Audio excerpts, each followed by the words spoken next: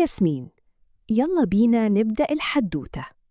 كان يا مكان في يوم جميل، وفي حديقة كان في سلحفاة صغيرة اسمها توتة. توتة كان عندها حلم كبير قوي، إنها توصل لشجرة تفاح كبيرة في آخر الحديقة. الشجرة دي كانت بعيدة شوية، بس شكلها كان جميل جداً، والتفاح بتاعها يفتح النفس.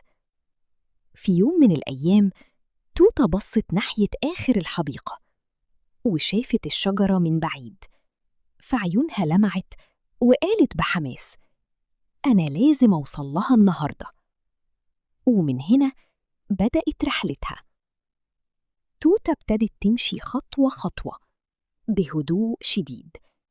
كانت في الأول مبسوطة، كل حاجة حواليها شكلها جميل، فراشات بتطير وعصافير بتغني، وكانت بتقول لنفسها: أنا ماشية صح وهقدر أوصل.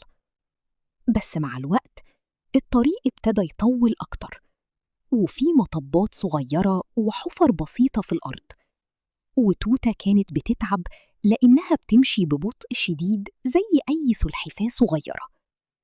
وقفت شوية وقالت بتعب: أنا حاسة إن الطريق طويل قوي، يمكن مش هعرف أكمل.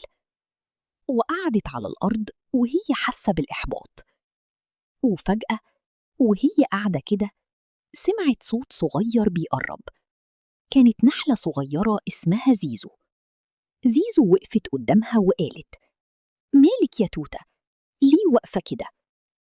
توتة ردت بحزن: أنا عايزة أوصل لشجرة التفاح، بس الطريق صعب وطويل قوي، وأنا تعبت ومش عارفة أكمل. النحلة زيزو ابتسمت وقالت: بس انتي أصلا ماشية كويس جدا، حتى لو ببطء، المهم إنك ما وقفتيش.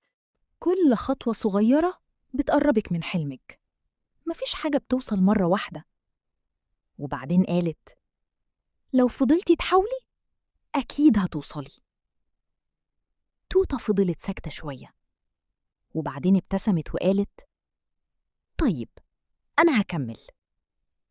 وقامت تاني من مكانها وخدت نفس عميق، وبدأت تمشي من جديد، خطوة وبعدين خطوة وبعدين خطوة. وكل شوية كانت تتعب شوية وتقف ترتاح دقيقة، وبعدين تفتكر كلام زيزو وتكمل تاني. انت ساعات تحس ان الطريق لسه بعيد، بس كانت بتقول لنفسها: أنا هكمل، حتى لو خطوة واحدة بس في كل مرة. ومع كل خطوة كانت بتاخدها كانت بتقرب أكتر من الشجرة، لحد ما في يوم رفعت راسها ولقت نفسها قدام شجرة التفاح الكبيرة. قالت بصوت مبسوط: أنا وصلت، أنا فعلا قدرت. وقعدت تحت الشجرة وهي فرحانة جدا، وأكلت تفاحة كانت مستنياها من زمان. لكن أكتر حاجة فرحتها مش التفاحة نفسها، كانت إنها ما استسلمتش وكملت رغم التعب والخوف. وفهمت توتة حاجة مهمة جدا: إن الأحلام الكبيرة مش بتتجاب بسرعة، لكن بتتحقق خطوة خطوة بالمحاولة والصبر. وإنت كمان يا بطل، هتستسلم ولا هتفضل تحاول لحد ما توصل زي توتة؟ تصبحوا على خير يا حلوين.